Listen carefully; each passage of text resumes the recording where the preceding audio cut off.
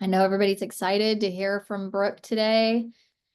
And if you're on here and you already have questions for her, you can start putting those in the chat, but we'll be facilitating questions throughout the webinar. All right.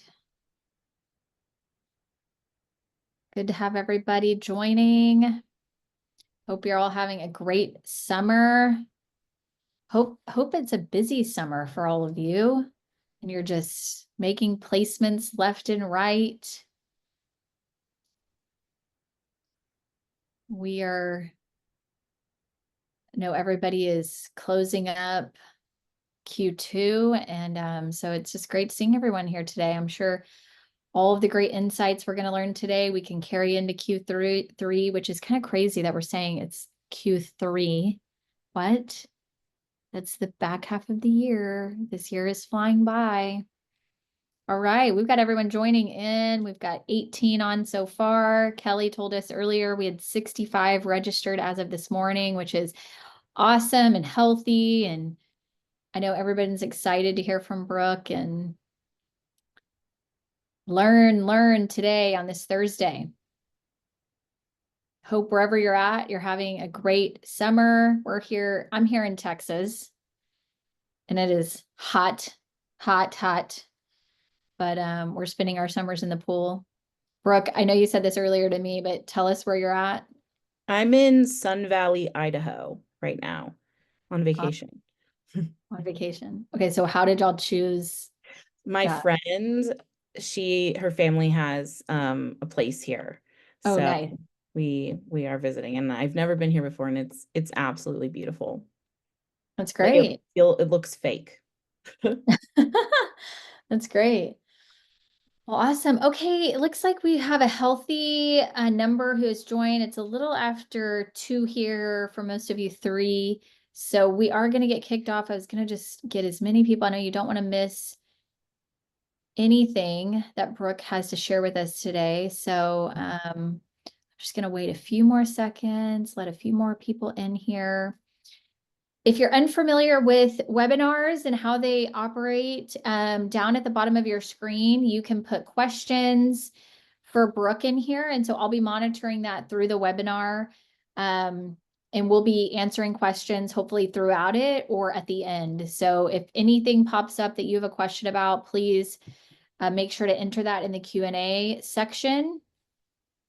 And we'll be sure to get to that sometime in the webinar or at the end. So, all right, well, let's go ahead and get started because it is a little after and we want to give Brooke as much time as she can to get us connected to the power of community, harnessing connections to drive placements. I know I am very excited about this. And as most of you are, which is why we had 65 people signed up for this, which is great. Especially the week before July 4th. So I know we're all excited about it and we really appreciate you at APNA being a part of this webinar, supporting APNA and of course, supporting Brooke and being here to learn from her. So we are thrilled and I'm excited to introduce Brooke Weglars to you. Brooke is the founder of Nanny Council, a nationwide placement and consulting agency that is a trusted resource to families and caregivers alike with over 15 years of experience and a master's degree. Brooke brings a unique blend of expertise, hands-on experience. Her work focuses on creating lasting matches between families and caregivers. And I also loved in your bio, first off, that you're based in Nashville, Tennessee. Love that. And then you enjoy cooking, kayaking, and spending time with your 2 dogs. Yeah, my 2 So I dogs. loved it. And Brooke, we are super excited to have you. Thank you for presenting here at our APNA webinar. Thank you to all of our attendees. I'm going to mute myself and I'm turning it over to you, Brooke. Okay, awesome. Well, thank you, everyone. I cannot see who's here, so thank you, everyone who is on here. Yeah, I'm Brooke, and we're going to be talking about the power of community, harnessing connections to drive placements, and a little bit of an overview here.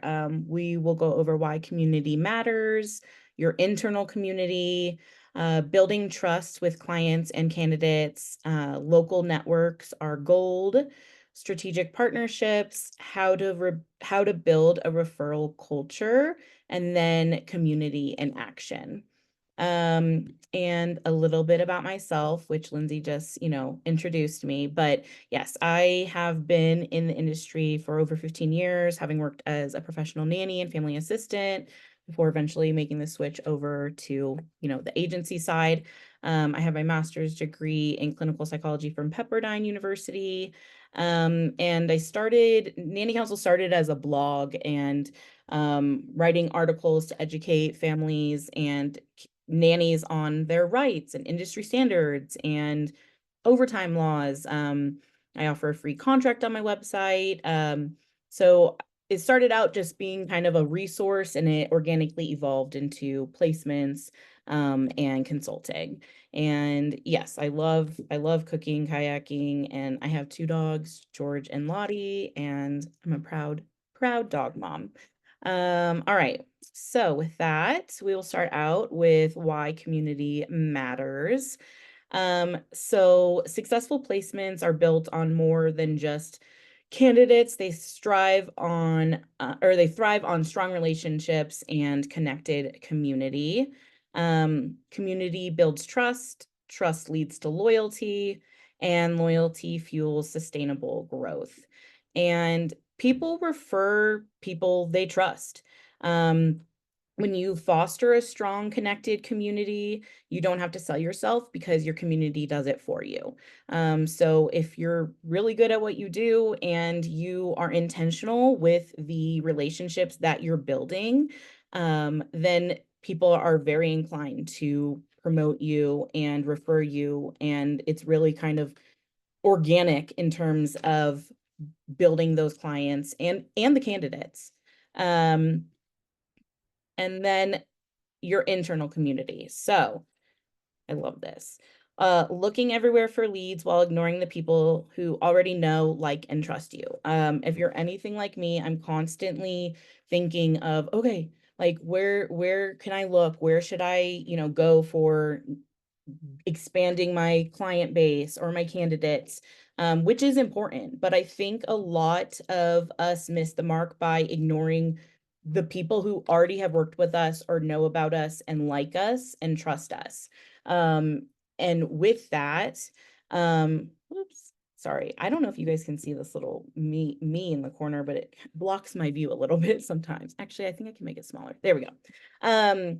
Yes, so your former clients, past candidates, and even, a nanny who didn't take a job but really loved working with you, they're going to be your warmest leads. So it's important to not ignore them and to stop overlooking them.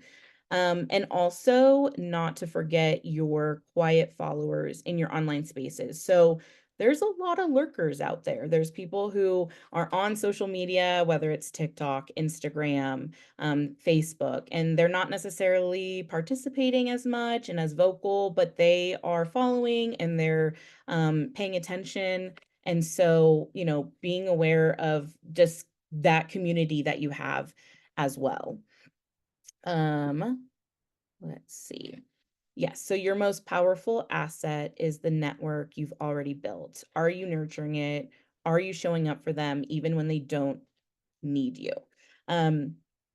Because the business that I've built was a little different than I think a lot of agencies in terms of starting out as a resource blog, and I have a Facebook group. And so the nannies, I have a really strong relationship with nannies, and they really trust me. And with that, I get a lot of feedback on what they don't like about certain agencies.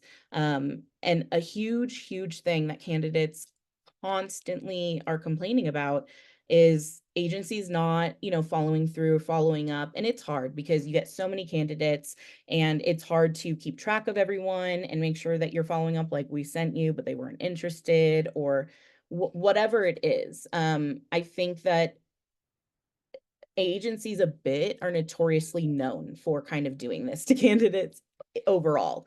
And this isn't to like call anyone out. It is a struggle, and it's one of the biggest pain points that I hear from nannies repeatedly is that, there's no follow-up. It feels like a very transactional experience. It feels like the candidate is just, good to the agency while they're making the placement and making the money. And then as soon as that they get that check, the agency kind of falls off. Or again, even if they don't make the placement and it doesn't end up working out, or even if it's just a candidate that's not a good fit, none of us want to tell candidates that it's not a good fit. And it's a unique, it's a unique industry where it feels like other jobs you can just like ignore and not respond to candidates.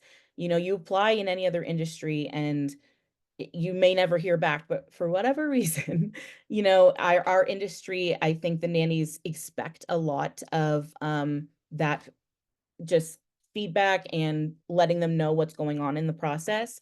And so whether we kind of want to do that or not, or agree that that's how it needs to be done, that is the feedback that I hear a ton from nannies. So I think that it is super, super important to nurture them and show up even when they don't need you. And the same goes for clients. I just feel that agencies are more likely to do this for clients, again, because they're the paying customer.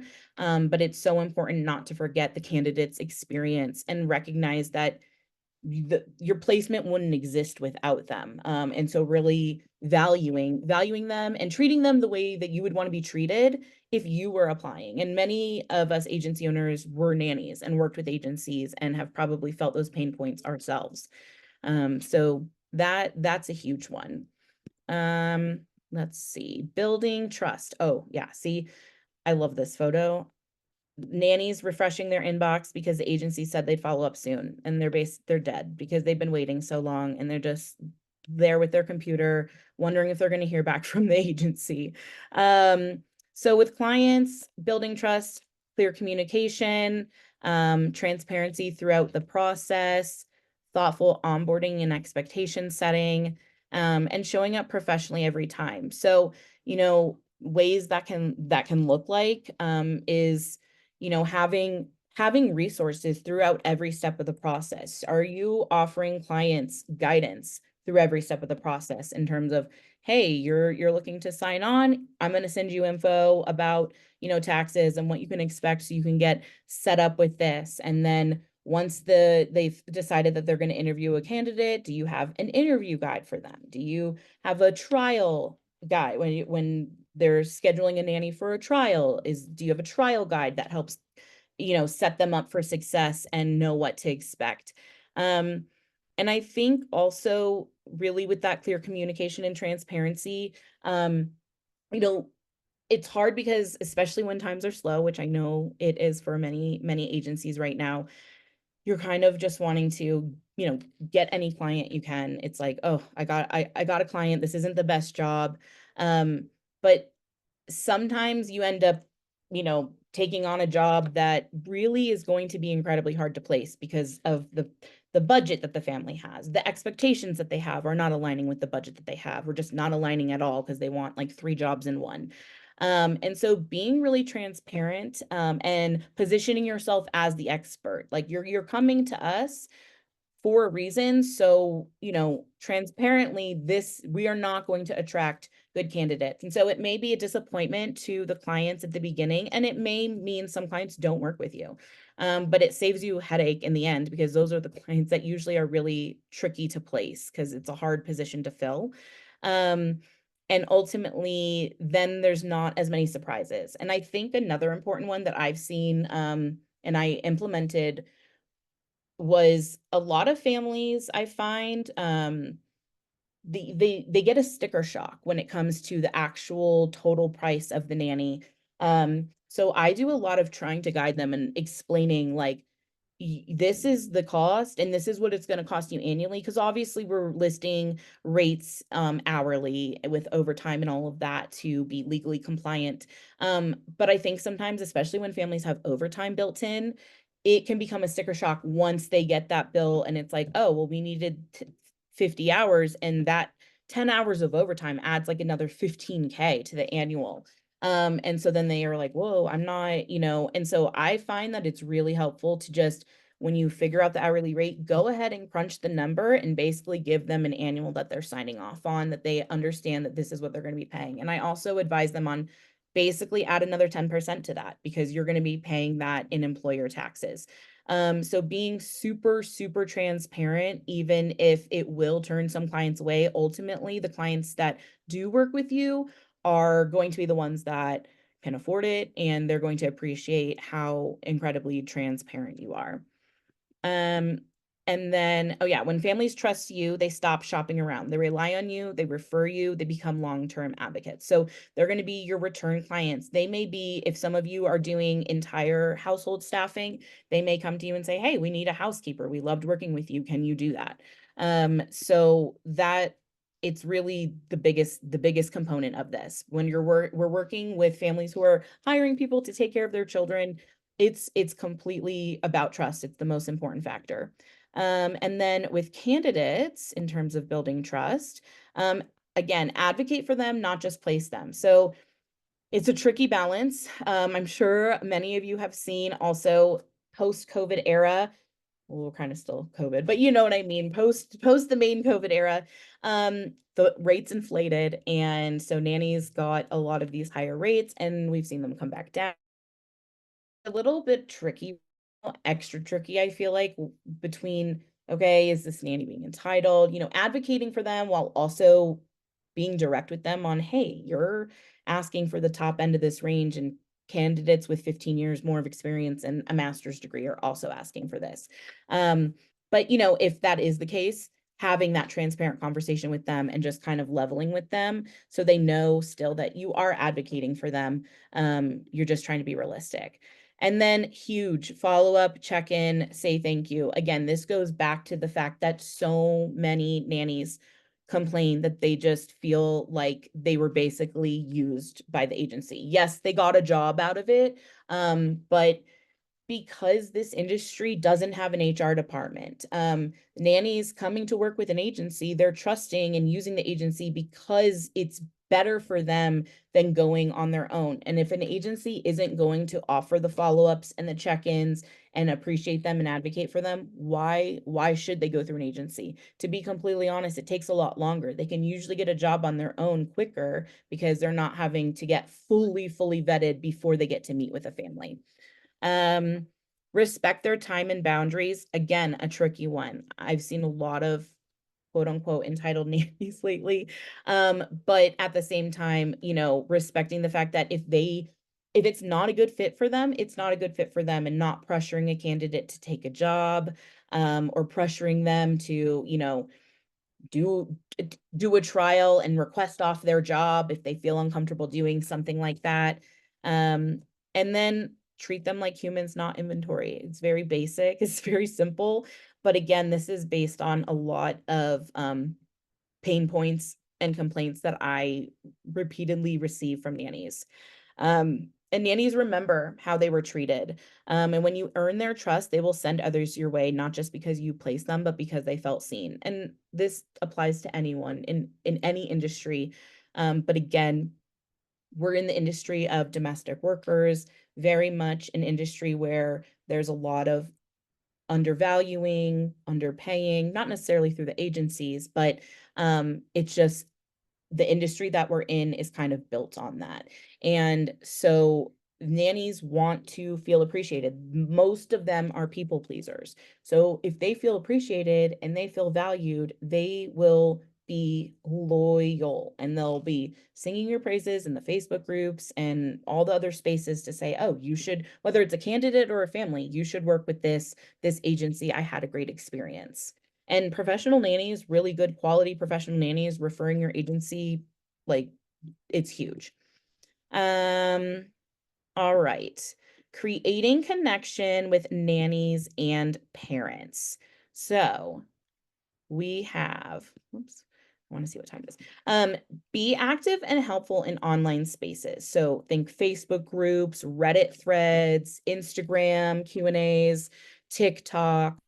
These are all spaces that you can really utilize to get your brand out there and become known as essentially an expert in your industry and someone who's super helpful. Um, Offer free advice without expectation. So really, for any of these spaces online, Instagram a little bit can be for selling, but the Facebook groups and TikTok especially, these are educational platforms, and Reddit. And they people are coming there to get free advice. And y- the you may feel like, oh, I'm giving away too much. You're not. You're not giving away too much. It's just going to increase people viewing you as someone who, again, is an expert, who's helpful, who is really wanting to make a difference. And both families and nannies really, really appreciate that. Um, and then it lets your name become associated with trustworthy, helpful, knowledgeable. And I have some examples here. So here was a Reddit AMA that I did on the nanny subreddit. I did Ask Me Anything. And that subreddit actually has my contract like linked in their FAQs. So I, partnered with the moderator of that subreddit. But there's also a nanny employer subreddit, there's mom subreddits. Reddit, the amount, I'm always shocked by the amount of like client inquiries that I get, and they say that they heard about me on Reddit. And I don't, not all of it is just from this AMA that I did or my own. I will comment on the nanny posts in there, offering free advice, and like the employer one, I'll comment on certain threads. And this obviously does take time. And again, it's free, but it's just giving back to the community that you have decided to build a business in. So being invested actually authentically in the industry is going to bode well for you.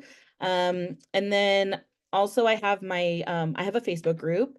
It has over 10,000 members. It's nannies, parents, and agency owners.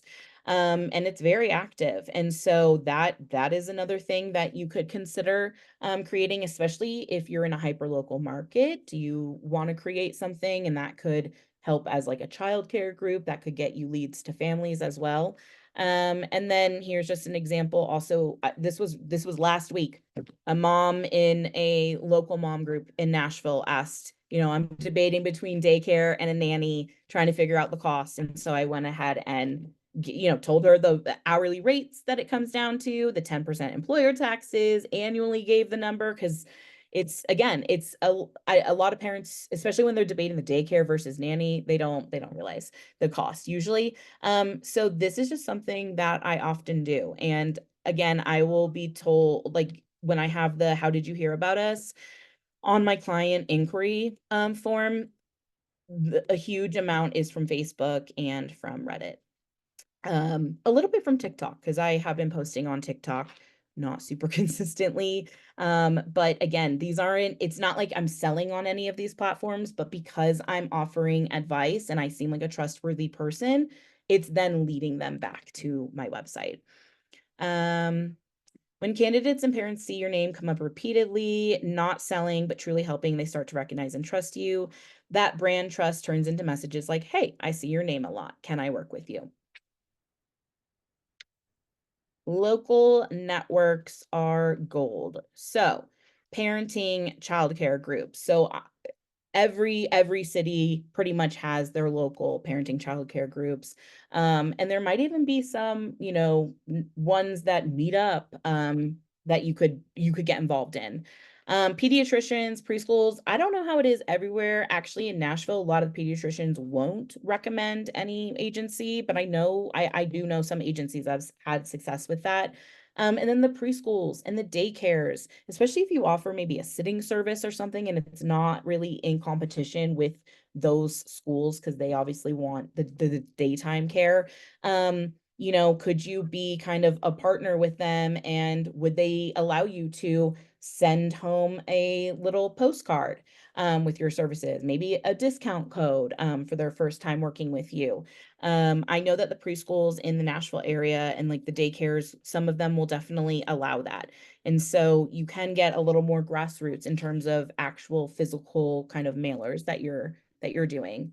Libraries, play spaces, libraries have story time. There's different what do we have in Nashville? There's like Monkey's Treehouse. There's, those little play spaces. Again, you can reach out to them and see if they are in any way willing to kind of partner with you to refer and have a mutual relationship there.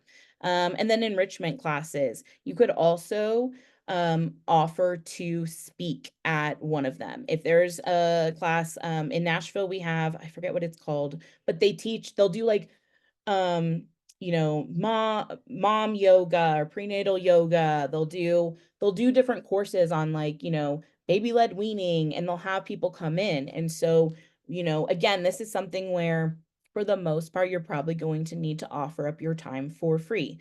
It's not like, I think a lot of these places would maybe pay potentially, but the ones that I've encountered, they're not. And it's the connections that you would make with the parents who are going to show up to this. So those are some good things.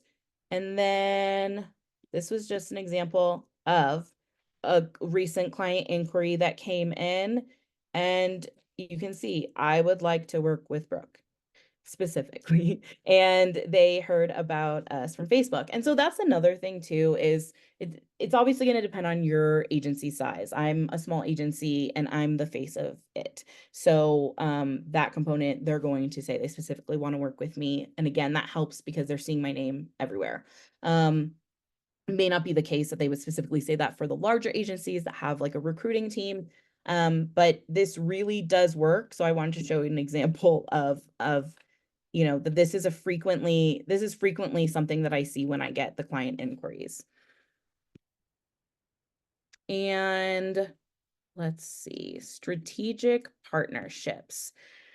So there's doulas, sleep consultants, therapists, schools. The doulas and sleep consultants are huge. Are there any doulas or doula agencies, and could you have a partnership where, hey, if you refer your clients and they get a kickback, and if you refer your clients to them for the doula needs, because you're not, placing that or placing the sleep consultant because they need just an expert to come in for a couple weeks, that you have this strategic partnership.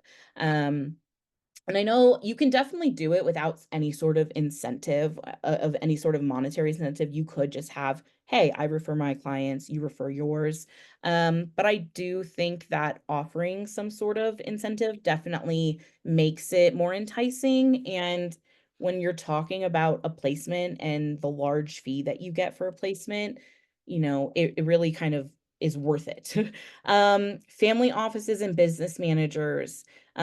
These are great to get in with. I don't have a ton of experience getting in with them. I've been in with some business managers, but not to the point that it was like they were exclusively using me, but it was clients that I had that had business managers.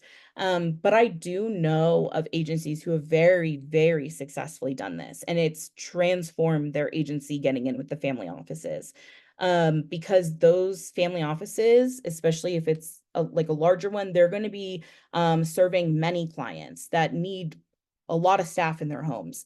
And then obviously some of them for the ultra high net worth will have just their own family office. But getting in with them, and if you offer them a special rate, hey, if your clients can get this discount by going through us. In the end, the amount of clients you should be getting should outweigh any sort of discount that you're giving. And then joint events, cross promotion, shared resources.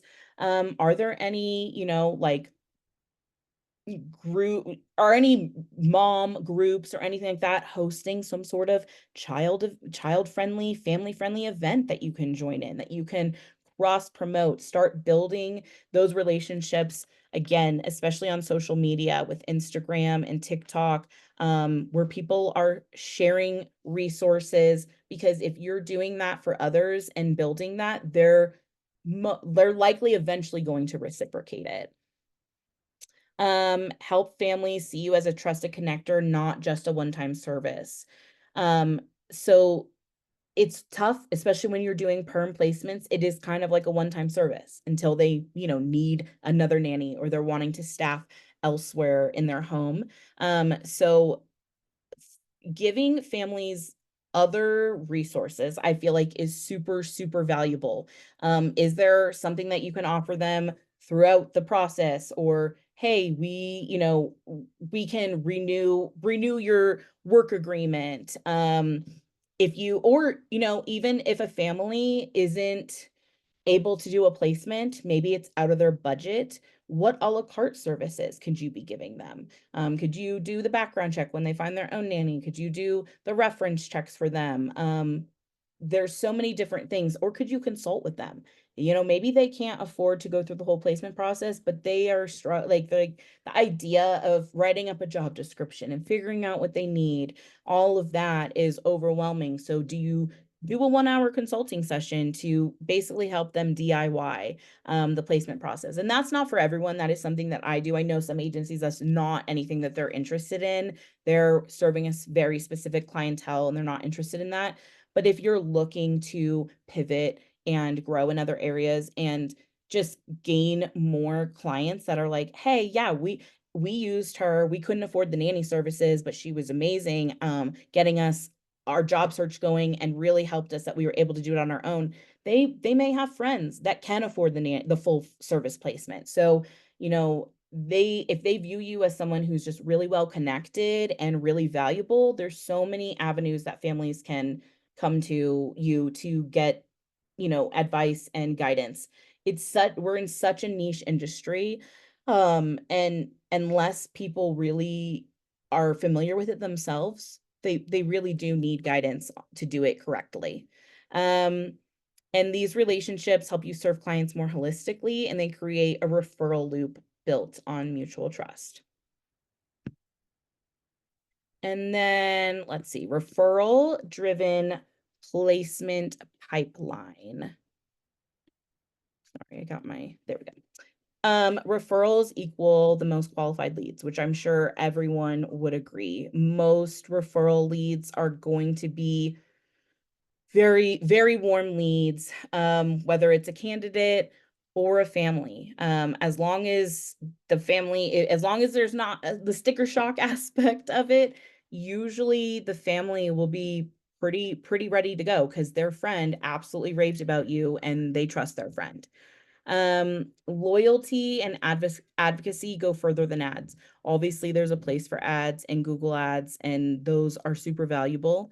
But they only get you so far.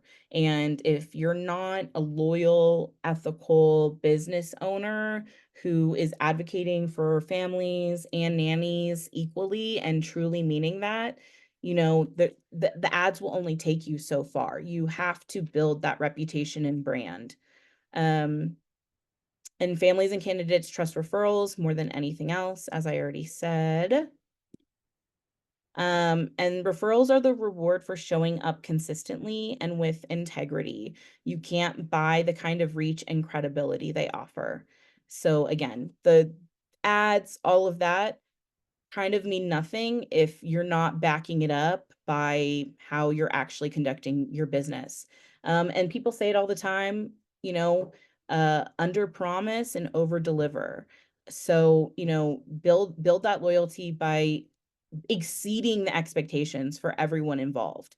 That is huge. And I know that for myself personally, when I'm working with different services, and we all get pretty upset when our expectations aren't met. And we have, expectations that differ from what was actually going to happen. And so that's going back to that clear communication, onboarding, transparency throughout the process. That sets clients up for they have clear expectations of how this is going to go. And with that, then they can trust you. They feel that you are honest. They can rely on what you said you were going to do. And then because you under promised a little and you over deliver, they're blown away. They're like, wow, we got candidates quicker than they even said we would get them. I feel like we're flying through this so fast. Okay, how to build a referral culture. So ask for referrals intentionally, thank people personally and often, celebrate referrals publicly when appropriate. This one is a little controversial, and I still don't quite know how to achieve it, but I want to.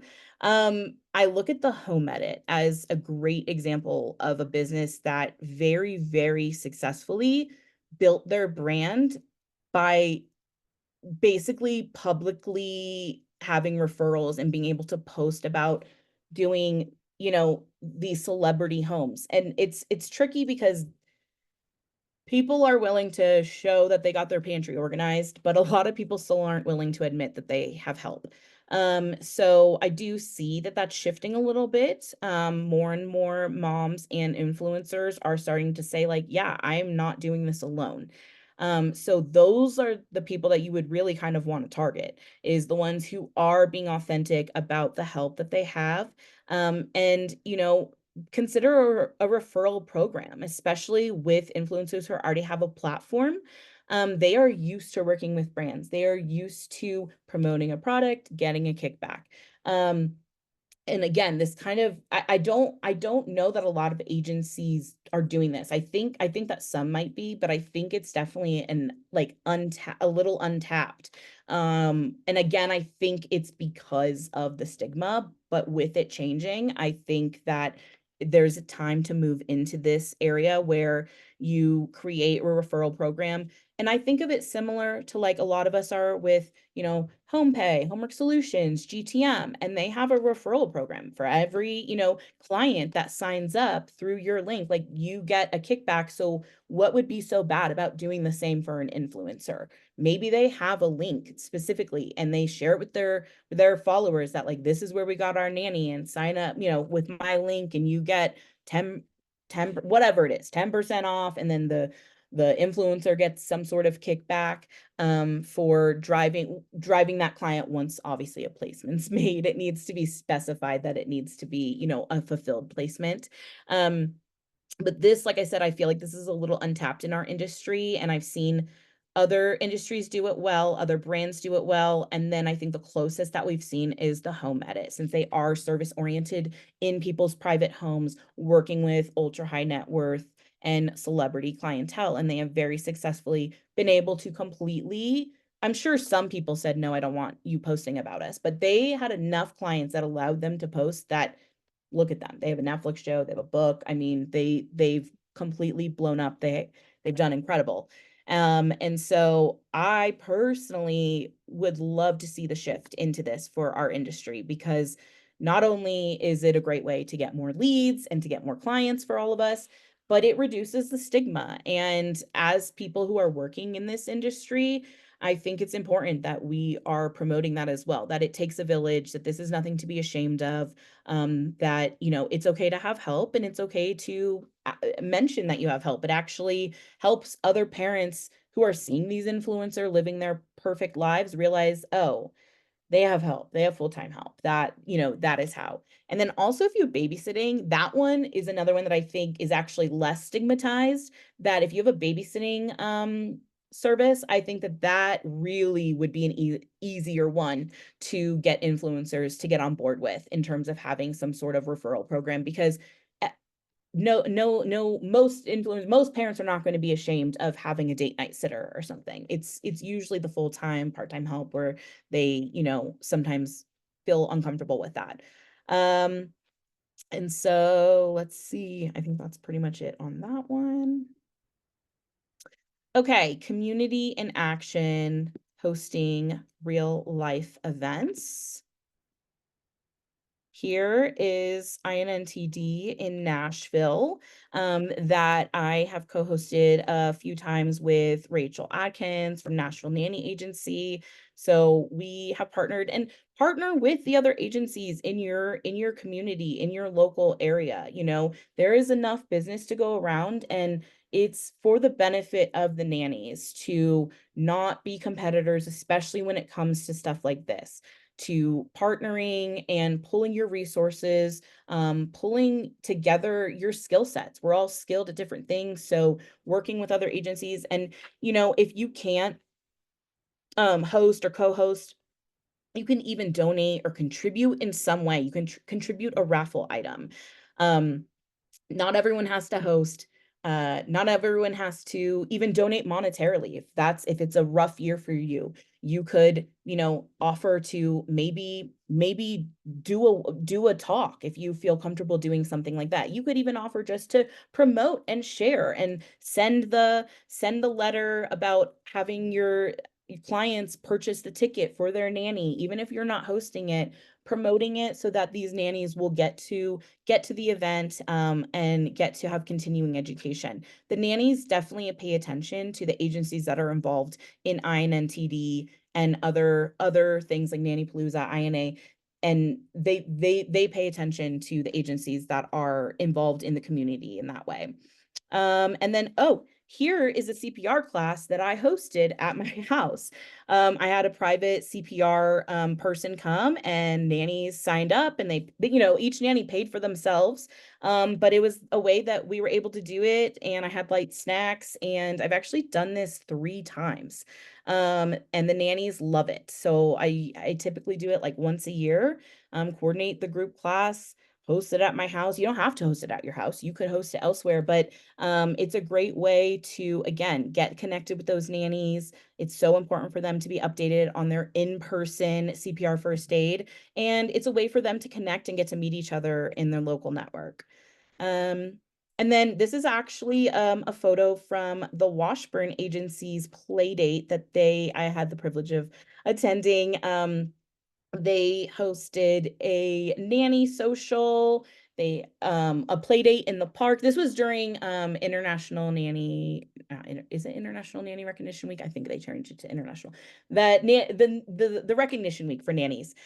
And so during that week, or even throughout the year, but hosting a play date, and you know, we had a face painter there, so that was great. And honestly, it was really cool because even the nannies that didn't show, like the nannies obviously showed up, but we were at a community park, so other parents were just kind of walking through, and we invited them, hey, come on over. You know, we're having this play date for nannies, and so some parents got to see the name, the Washburn Agency as well, and learn a little bit about it. So nannies really appreciate these events, and a lot of them, it's an isolating job. And if they don't have nanny friends, this is a great way for them to meet them and get to have some coworkers, since, like I said, it can be so isolating.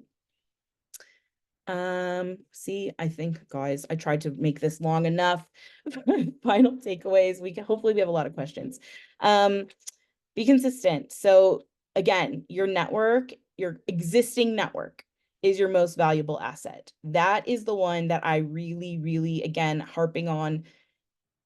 Not that it's not important to do those community events and all these other things, and the family offices and these partnerships. Those are absolutely important for, you know, getting new clients, but you cannot ignore the current network. And like I said, a lot of agencies need to get better about nurturing their current network and the people who are working with them, especially the candidates. And community starts with consistency. So again, that goes back to consistently making sure that you are not letting a lot of candidates slip through the cracks and feel like they have just been ignored, and you know, filled out this application and went through this whole process. They take a lot of time. They take a lot of time to do it. A lot of the agencies have their own, you know, application. It's not like they can just submit their resume. Some agencies do, but a lot of agencies require you to reformat your resume or fill out the online application, and that's all fine and good. But when the candidate is spending that much time doing something like that, it's just so important to value them and not forget about them. And then be the name they trust before they even need you. And a well-nurtured community is the most sustainable form of growth. And then that's it. This is all of my contact information, and these are my dogs. I wanted to show them because everyone, well, not everyone, but who doesn't like a cute dog? Mhm. Cute dogs. This George and Lottie. And I'm so sorry that I ran through this so quickly. No, that is so good. Thank you so much, Brooke. I know everybody is on mute, so they can't all say it, but we really appreciate that. That was a really fun webinar, and I took a lot of notes, and I hope everyone who attended did as well. And you were very thorough and very informative. So much though that we don't have a lot of questions. Right. We don't have any questions or anything like that, which in my mind always means you are very thorough and hit all the high points. And I think what you have to share today was so important for everybody and all of our APNA agencies, whether you're a member or not. I just some of the notes I took were just, not forgetting about our quiet followers. I loved what you said at the beginning. That was so important, and just nurturing the network that we've already built. So many agencies, as I look at your names just on the list here, thriving agencies, really strong networks. So I thought that was really good advice. Just building trust, transparency, thoughtful expectations.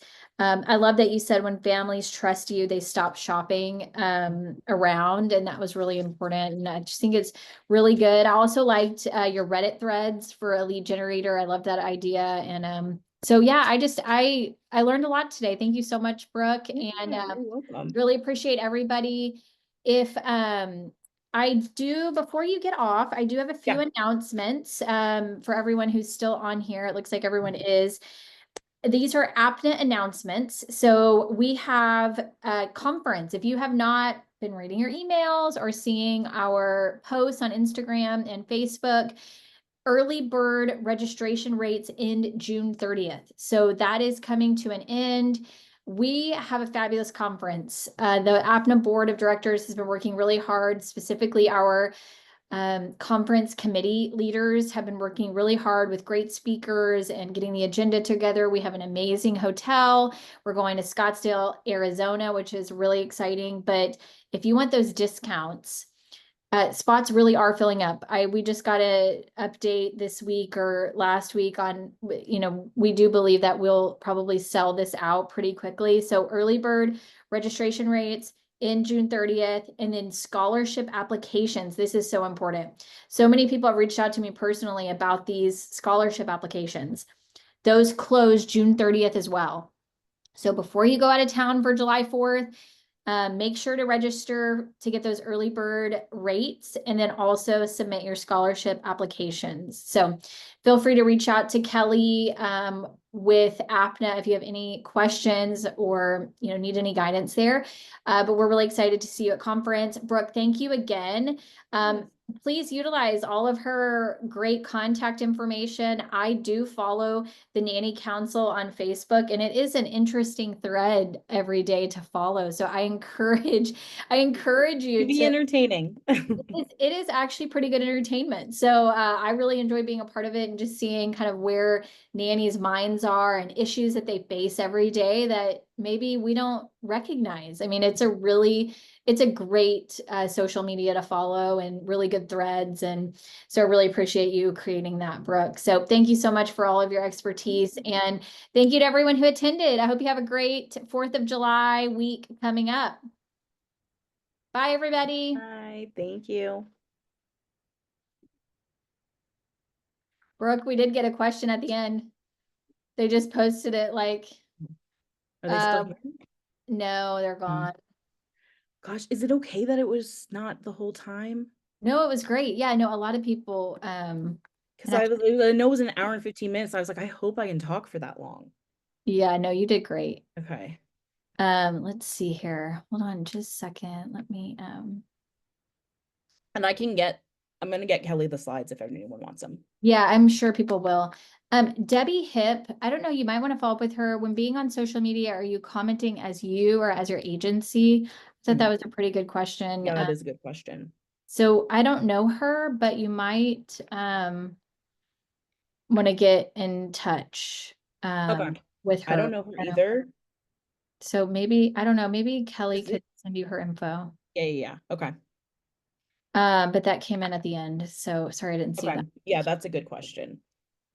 All right, Brooke, thank you so much. You did awesome. I hope you have a good vacation. Yes, thank you so much. I'm glad the internet didn't go out. Oh, me too. Yeah, I know. It was perfect. Okay, good. All right. Thanks, Thanks, Brooke. Lindsay. Bye. Bye.